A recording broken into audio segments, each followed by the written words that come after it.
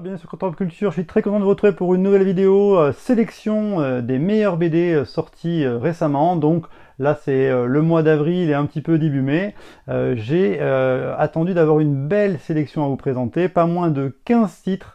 Donc il y en a pour tous les goûts, comme d'habitude, un peu dans tous les styles. Il y a du très très bon ce mois-ci. Et puis donc en fin de vidéo, la BD que j'ai préférée ce mois. Et puis bien sûr le résultat, le tirage en sort en direct, dans les conditions directes du rayon U, cette BD que j'avais promis de vous faire gagner. Vous avez été nombreux à participer, donc les noms sont dans le chapeau. Il n'y aura plus qu'à faire le tirage tout à l'heure en fin de vidéo. Voilà, donc 15 BD, des styles très différents, vous allez voir, il y a du très très bon. On va commencer tout de suite, on commence avec une nouvelle série, le tome 1, Abaddon, tome 1, Sinaï, de Beck, Carré et Powell, une très belle couverture qui donne envie de se plonger dans les mystères de cette série. Alors Beck, il avait fait Sanctuaire, il aime bien un peu les séries un petit peu de science-fiction. Là, on se retrouve dans du post-apocalyptique, avec un monde désertique en ruine qui fait penser à Mad Max, où une tribu essaye de trouver le Sinaï. Ils sont attaqués par des hordes de barbares. Et paf, on se retrouve en flashback tout de suite en 2027. Et en 2027, qu'est-ce qui a mené à la catastrophe qui a amené la fin du monde? Eh bien, c'est l'apparition aux différents endroits du monde de reliques mythiques, de religieuses. Et les 5 religions, à chaque fois, on va découvrir des objets incroyables qui apparaissent et qui donnent des pouvoirs à ceux qui les trouvent. Et donc, souvent, ça se termine par des morts, des choses terribles. Donc, ça peut être l'Arche d'Alliance, ça peut être voilà, une couronne. Il y a plein d'objets différents qui vont donc changer la face du monde. Donc, c'est très basé sur les religions. Et puis après, on se retrouve maintenant avec ce côté post-apo. Donc, voir ce que ça va donner. Le dessin est pas mal du tout. Voilà, c'est un peu sympa de voir les différentes religions. Voilà, et puis ces objets légendaires. Voilà, j'ai bien aimé, c'est assez mystérieux, ça se met en place, c'est un tome 1, le dessin est sympa, donc voilà, pour ceux qui ont envie de se plonger dans un récit comme ça entre avant et maintenant, ça peut être sympa. Voilà, Abaddon, tome 1, du post-apocalyptique. Je sais pas de préciser chez qui, c'est chez Soleil. Ensuite, chez Dracou, le tome 2 et la fin de l'histoire, puisque j'avais présenté le premier tome de Furioso, de Pelaez et Laval NG, outre l'Outre-Monde. Donc c'est le deuxième tome de cette saga de fantasy que j'avais beaucoup aimé. J'avais beaucoup aimé le premier tome, j'avais beaucoup aimé le dessin. Eh bien, on peut dire que le deuxième tome est aussi très joliment dessiné, dans un style un petit peu différent de ce qu'on peut voir à l'heure actuelle. Hop, ça tombe. Voilà, on a alors un mélange assez impressionnant de toutes les mythologies qu'on peut retrouver, que ce soit du côté du roi Arthur.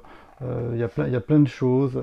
L'histoire est bien menée, les dessins sont très sympas. On a vraiment un melting pot, on va dire, de toutes les légendes possibles réunies dans une même BD, avec voilà, un joli dessin. On va avec les légendes nordiques aussi, on retrouve plein de choses. Et moi j'ai trouvé que c'était une bonne histoire. Et puis là en 2 tomes, franchement, si vous aimez la fantasy, vous avez quand même une bien jolie BD, sympa, en 2 tomes, bien dessinée.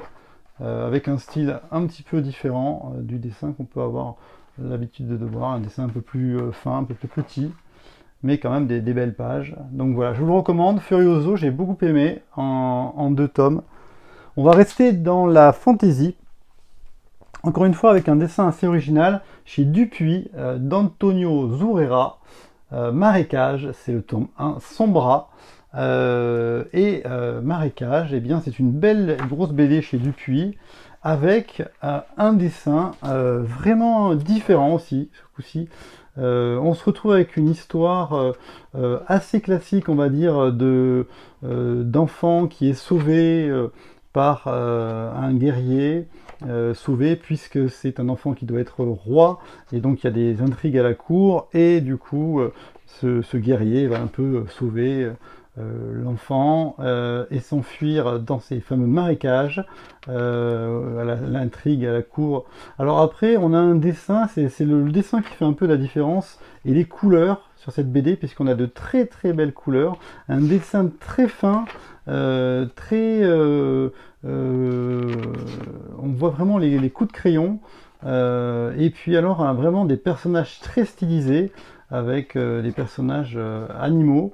C'est pas le même style que les 5 terres, mais franchement, on a un style vraiment différent. Voilà, j'ai trouvé que c'était assez frais dans le style fantasy parce qu'on a vu tellement de choses. Voilà, là, on a vraiment des couleurs, un style tout à fait différent. Vous voyez, c'est très coloré, ça fait presque limite un peu dessin animé. Et un personnage assez mystérieux qui s'appelle Sombra, qui est une guerrière qui va se retrouver liée à cet enfant, à ces jeux de cours, et il y a tout un bestiaire qui est un peu différent dans ce marécage, avec des créatures, la nature est plutôt très bien dessinée. Voilà, c'est assez original. Oui, les scènes de bataille sont assez particulières. Je sais pas trop à quoi ça me fait penser, mais en tout cas, j'ai trouvé que c'était différent. Il y a quand même pas mal de pages. Ça fait une centaine de pages, donc une belle BD. Si vous aimez la fantasy, vous avez envie de trouver des choses un peu différentes, vous allez peut-être apprécier Marécage. Ensuite, le tome 2 de Granville, Granville de Brian Talbot, Granville mon amour chez Delirium. J'avais adoré le premier tome tellement que j'en avais fait la BD du mois. Et bien, je peux vous dire que le tome 2, les aventures du détective Lebrock, pareil, c'est des animaux qui va suivre la piste d'un tueur qui s'échappe et qui va assassiner des prostituées dans ce Paris différent, ce Granville, un peu steampunk. Et du coup, c'est une uchronie où on imagine que Paris, c'est Napoléon qui a gagné la guerre et qui a servi les Anglais, mais depuis, Napoléon a été destitué, les Anglais ont retrouvé leur liberté, et ce détective anglais, qui a une tête de blaireau, est assez badass. Il va pas hésiter à casser des têtes et puis à faire des scènes d'action assez délirantes pour arriver à ses fins. Les enquêtes sont souvent sympas, la mise en page est très réussie. J'aime beaucoup le dessin, franchement, voilà, c'est un peu un régal, Granville. Et les enquêtes sont souvent bien menées, il y a des rebondissements, il y a des scènes d'action, il y a des trognes, il y a plein d'easter eggs. Là, par exemple, vous avez Donald Duck, et à la fin, du coup, du livre, l'auteur explique un peu telle page, vous avez tel easter egg, vous avez telle référence, et il y en a plein des références, du coup. Donc c'est une belle et grande BD qui peut se lire en tant que one-shot, hein, mais c'est le tome 2 et c'est très très sympa, Granville, et toute la série m'a l'air très réussie. Donc merci Delirium pour cette très belle édition. Ensuite, une histoire originale chez Grand Angle, un one-shot, Le Dernier Quai de Nicolas Delestré. Et là aussi, on a une belle BD qui fait plus de 130 pages. On est dans un style, alors si je devais résumer Le Dernier Quai, on est dans une ambiance un peu Miyazaki, je dirais, avec de très beaux dessins. On va retrouver un majordome. Voilà, on a un univers un peu comme dans un dessin animé, très coloré, avec des personnages très stylisés. Et donc c'est pas le château ambulant, mais c'est cette espèce de demeure un peu cabossée où vont se retrouver des personnages qui viennent de mourir. Et c'est un peu le dernier quai, c'est un peu le dernier endroit où ils doivent aller avant de partir, on va dire, au paradis. Et ils sont accueillis par ce majordome étrange qui est là pour faire en sorte qu'ils puissent partir dans de bonnes conditions. Mais ce majordome, eh bien, sa mécanique est très réglée. Eh bien, un jour, elle va être complètement déréglée parce que des clients arrivent alors qu'il n'est pas prévenu. Le train ne les a pas amenés. Rien ne se passe comme il faut. Et donc il est complètement déstabilisé par ces nouveaux arrivants qui vont bien sûr remettre en cause et changer son destin. Donc un petit côté Voyage de Chihiro, un petit côté Miyazaki avec des créatures fantastiques, des fantômes, un univers assez intéressant, bien dessiné, original et voilà une belle BD en un tome pour les aventures de ce drôle de majordome, de drôle de personnage, le dernier quai chez Grand Angle. On continue avec l'adaptation d'un grand classique de la littérature de Rudyard Kipling, L'homme qui voulait être roi de Durien et Torregrossa, chez Glénat, une belle BD toilée en un tome, histoire complète. J'aime beaucoup L'homme qui veut être roi. Je vous avais présenté l'adaptation du livre par Armel Gaume. Et là, on a une BD. On a une BD un peu dans le style une ligne assez claire, assez classique, avec des couleurs. On peut penser un peu à un Black et Mortimer. On est en Inde. Et on va suivre eh bien, les aventures de deux personnages étonnants qui vont rencontrer Rudyard Kipling en ce début d'histoire et lui dire qu'ils vont partir pour devenir roi d'un pays qui est inventé par l'histoire, hein, d'un pays. Et donc ils disent, voilà, nous sommes aventuriers, nous allons partir et nous allons devenir les rois de ce pays. Et donc voilà, c'est très bien dessiné, les couleurs sont très flashy, sont très jolies, dépaysent beaucoup. Et on part vraiment dans l'aventure pour suivre ces deux personnages. Donc au bout d'un moment, il y en a un qui revient et qui raconte leur périple à Rudyard Kipling et lui raconte toute cette histoire qu'ils ont vécue dans les montagnes jusqu'à la découverte de ce pays et de ces tribus qu'ils ont voulu dominer et être rois. Et ça ne va pas bien se passer, vous l'imaginez bien, du tout. C'est très bien dessiné, c'est une très belle adaptation. Impeccable, quoi. Classique. Voilà, pour ceux qui veulent découvrir cette histoire, encore une fois, L'homme qui veut être roi, hein, qui a été adapté aussi en film, c'est une très très belle histoire. Ensuite, chez Glénat, Dusha de Ruijs, je ne sais pas comment vous le prononcez, tome 1, La fille de l'hiver. Alors là, on se retrouve au niveau en 1937 en URSS avec des personnages très étranges qui, vous voyez, le dessin est assez réaliste dans cette avant-guerre, on va dire. On est entre les deux guerres. Et il se passe des choses en URSS avec des personnages qui sont suivis par un médecin qui fait des expériences et ces personnages auraient des pouvoirs psychiques. Et donc ce médecin décide de monter une école où ces personnages, il va les retrouver. Et puis ça va mal se passer. Et des années plus tard, ce médecin va être rappelé pour retrouver les personnages qui ont survécu de ces expériences et de ce côté très voilà, un peu de télépathie, un peu expérience à la Stranger Things, dans un côté URSS très très fort. Le dessin est pas mal, franchement, c'est très mystérieux. On se demande où l'auteur veut en venir. C'est assez politique. On a le journal de bord de ce médecin et de ces personnages qu'il a suivis, qui sont très mystérieux. Donc je pense que dans le tome 2, c'est un thriller en 2 tomes. Je pense que dans le tome 2, ça va péter. Là, c'est de la mise en place, mais c'est assez intéressant. On se demande ce qui va se passer donc, avec ces enfants qui ont des pouvoirs psychiques. Ensuite, je vous avais présenté Par la force des arbres le mois dernier, un livre très écolo sur le retour à la nature, et bien un peu dans le même style, un roman graphique chez Rue de l'Échiquier BD de Marie Holm et Mathieu Bertrand, La sève de nos vies. Une histoire très sympa où on va suivre l'itinéraire d'une jeune femme qui est citadine, qui est prise dans le tourbillon de la vie à Paris, voilà, entre un petit ami, un boulot qui ne lui plaît pas, tout se passe mal, et du coup, elle va décider de tout claquer et de partir chez sa grand-mère dans la ferme familiale, le retour à la nature, et elle va bien sûr, au fur et à mesure de ses pérégrinations, découvrir des mystères sur sa famille. Elle va retrouver des journaux intimes, et du coup elle va, alors c'est sympa, il y a plein de détails sur les arbres, sur la façon de couper les arbres.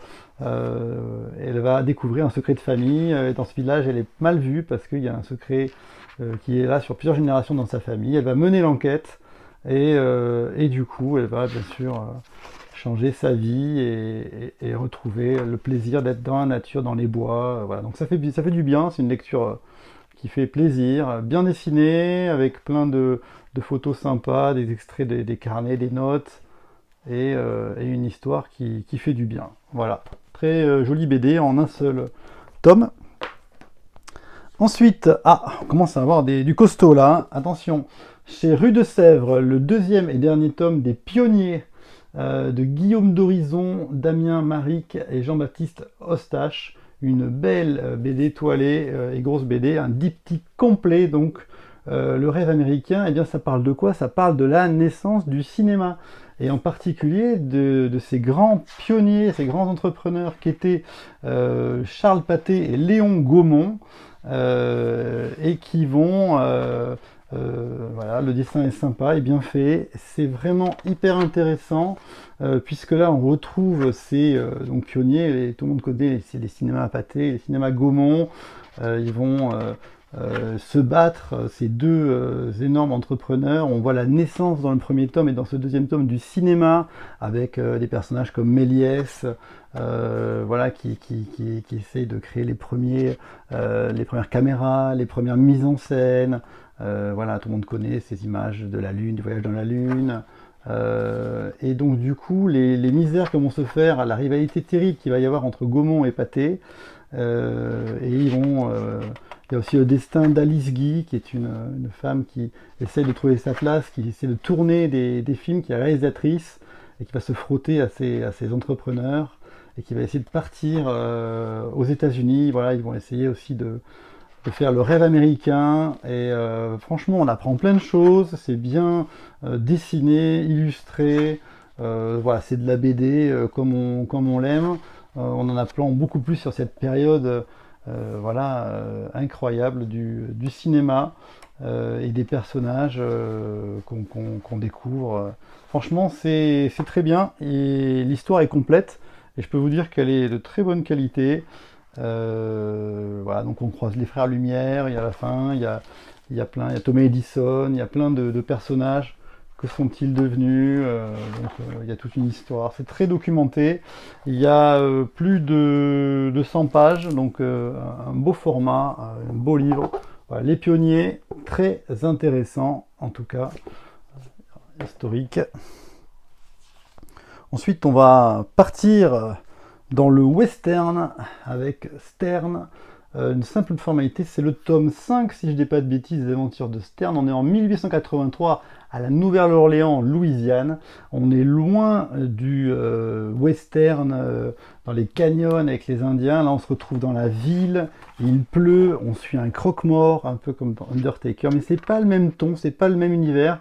Et Frédéric et Julien Maffre offrent toujours une belle BD avec de très jolies couleurs, un très beau dessin. Et ce croque-mort un peu différent, un peu à part, qui cache bien des choses et qui est beaucoup plus qu'on ne croit, se retrouve toujours mêlé à des situations qui vont l'emmener dans des... Alors là, c'est le braquage d'une banque qui va l'emmener à être poursuivi, à être mêlé à de la mafia locale, avec les relations avec la police. Il va essayer de défendre parce qu'en fait, il essaie d'être juste. Et donc on lui demande d'accuser des personnes qu'il ne reconnaît pas comme les braqueurs. Et il va prendre fait et cause pour ces personnages, il va être emmené dans une aventure.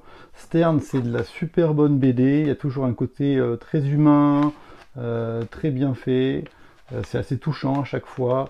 Donc là, oui, on est loin des cow-boys et des indiens, on est plus dans un western, on est plus dans le moderne, on va dire. Et franchement, voilà, là c'est beaucoup sous la pluie, c'est assez gris, mais toute la série est très très bonne, et ça fait partie des meilleures séries de western. C'est chez Dargaud, et vraiment un ton différent. Moi j'aime beaucoup ce croque-mort et ces histoires. Voilà, Undertaker aussi c'est génial.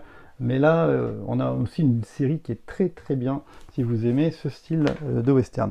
On va passer maintenant avec un diptyque fantastique chez Urban, Le Passager et des milliers de plumes noires de Jeff Lemire, Andrea Sorrentino. C'est un univers partagé, le mythe de l'ossuaire.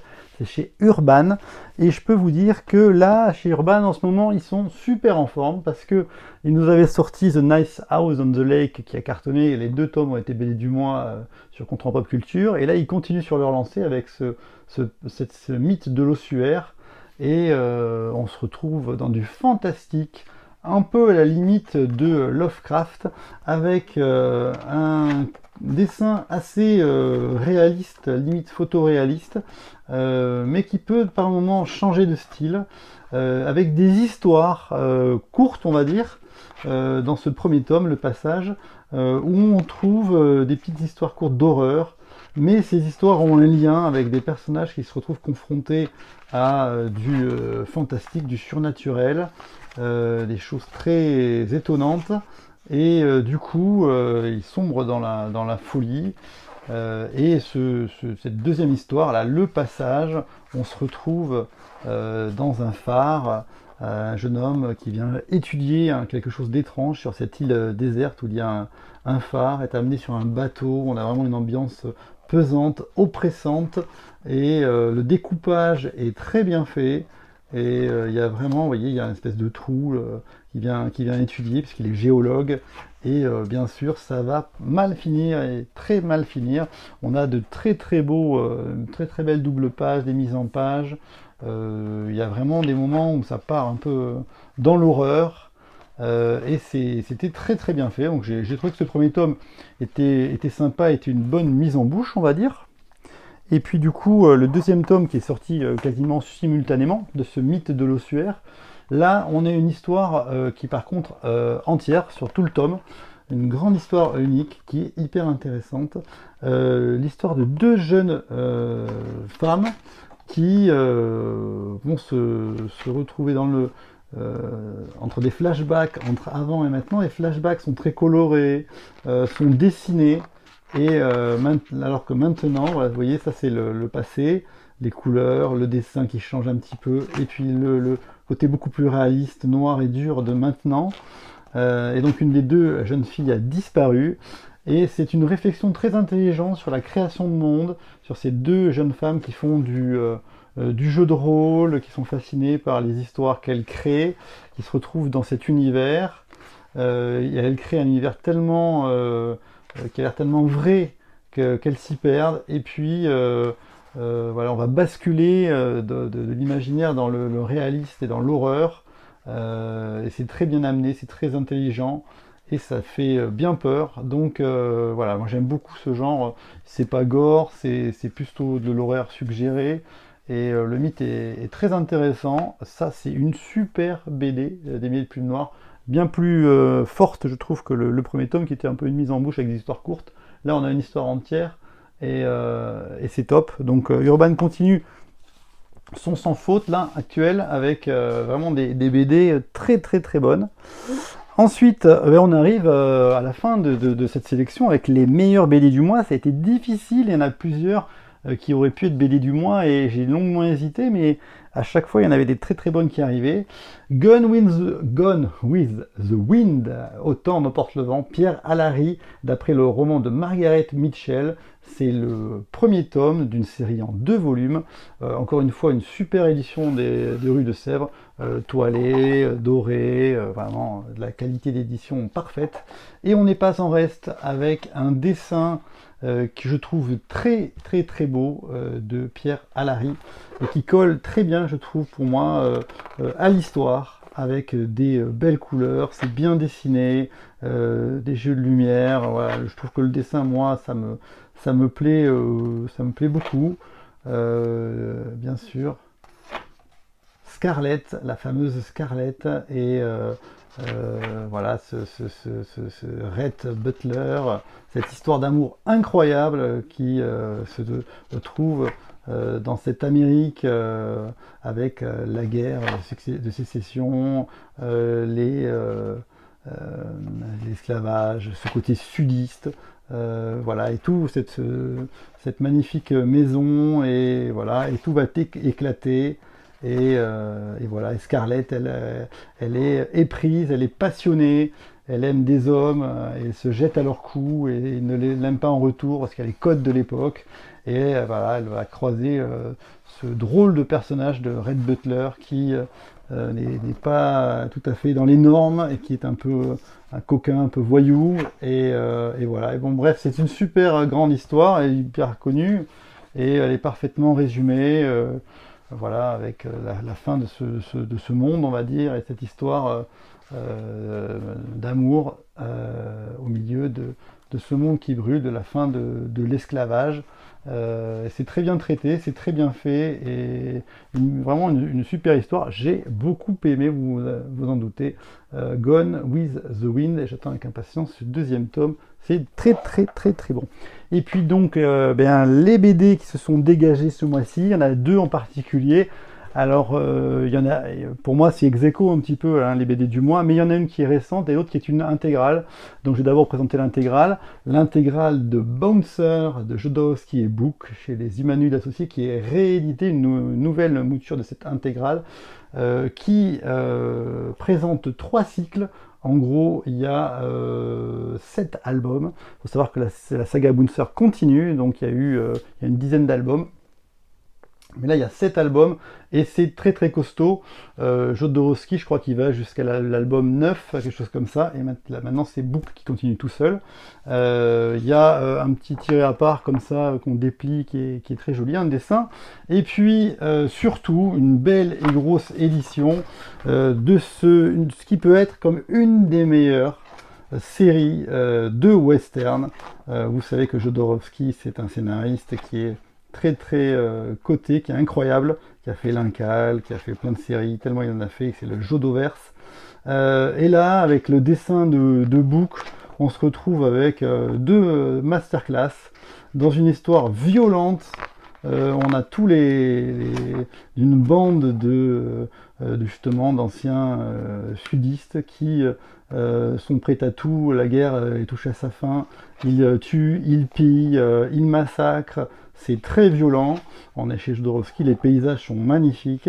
Et bien sûr, comme on est chez Jodo, c'est encore une fois une histoire de famille, un côté très shakespearien, avec des frères qui vont s'entretuer pour une histoire de diamants.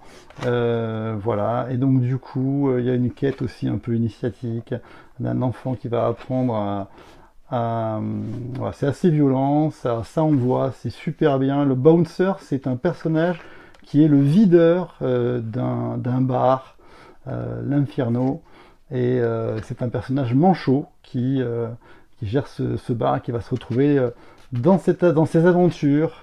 Voilà. On est un peu comme dans Undertaker, avec un personnage un peu noir, avec un passé un peu trouble, mais franchement, voilà, on a une série incroyable, avec des dessins incroyables, avec le scénario de Jodo qui est toujours très original, avec ces thèmes qui reviennent assez souvent, de vengeance et de famille, et de voilà, plein de choses, de femmes fatales. Bref, on a tous les éléments du western, et vous avez quand même 7 tomes, et vous en avez vraiment pour votre argent. Il y a de l'action, on retrouve des paysages magnifiques. Franchement, ça coûte quand même plus de 60 euros, mais dans les 65 euros, je pense. Mais franchement, vous avez là un superbe objet avec marque-page, à la fin un petit cahier graphique. Voilà, c'est pour les amoureux voilà, des beaux livres et puis du western.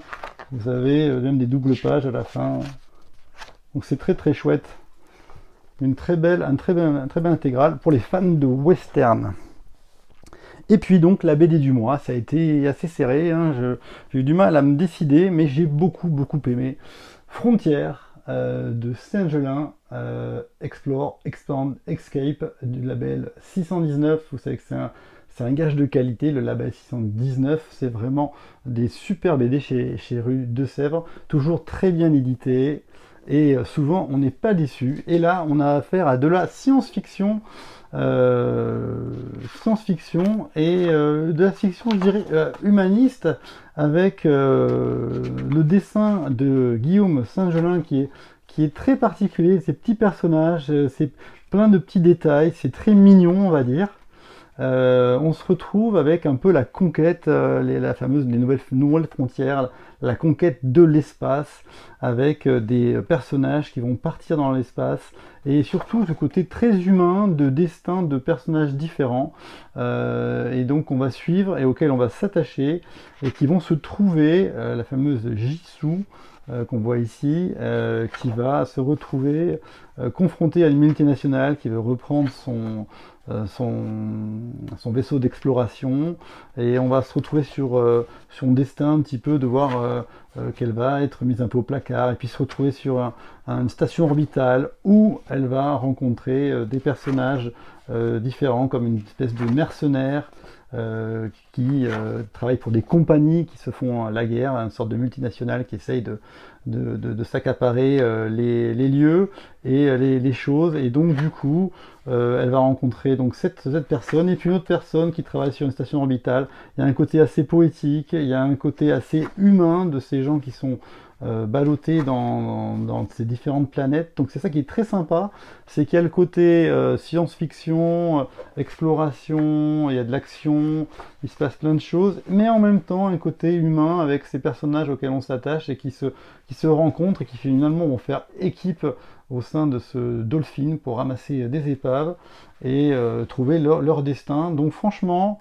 on est sur des planètes, on est dans l'espace, le dessin est très fourmi de petits détails, est très chouette pour ceux qui aiment ce type de dessin.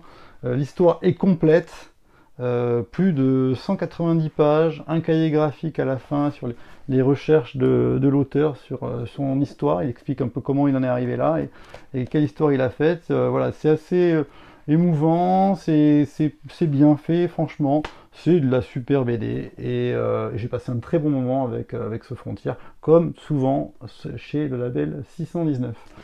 Donc voilà, donc une très très jolie sélection avec plein de styles différents, je pense que vous avez dû vous y retrouver. Je vais maintenant faire le tirage au sort pour le rayon U. Donc cette nouvelle édition avec des couleurs plus retravaillées, moins flashy, plus pastel, plus dans le thème de cette histoire incroyable à la Flash Gordon d'Edward P. Jacobs, qui avait fait bien sûr Blake et Mortimer. C'est l'avant Blake et Mortimer maintenant. Donc on y va. Vous avez été nombreux à participer, tous les petits papiers sont là, comme d'habitude, découpez vos noms. Je touille, je regarde pas, je triche pas, je prends un papier et je tourne. Prugne Daniel qui a gagné, voilà, Prugne Daniel. Et donc, j'encourage Daniel à m'envoyer un petit message sur le contrevent mail que vous avez dans les descriptifs, m'envoyer un mail pour me donner son adresse, et comme ça je lui enverrai par la poste cette jolie BD. Félicitations à lui. Voilà, et donc écoutez, voilà pour ce mois riche en BD. Le prochain va arriver assez rapidement, je suis déjà en train de lire les nouvelles BD pour vous présenter une nouvelle sélection. Si vous aimez les t-shirts comme ça, les t-shirts que je présente, n'hésitez pas à aller sur Pampling, puisqu'on est partenaire, et que du coup en tapant le code de promo Contrevent Shirt, pour toute commande d'un t-shirt, vous avez une paire de chaussettes offertes. C'est des paires de chaussettes très sympas qui sont des paires de chaussettes avec des dessins, voilà, vous pouvez choisir, il y a plein de choses un peu dans le style geek. Voilà, allez, à bientôt pour de nouvelles vidéos sur Contrevent Pop Culture, au revoir.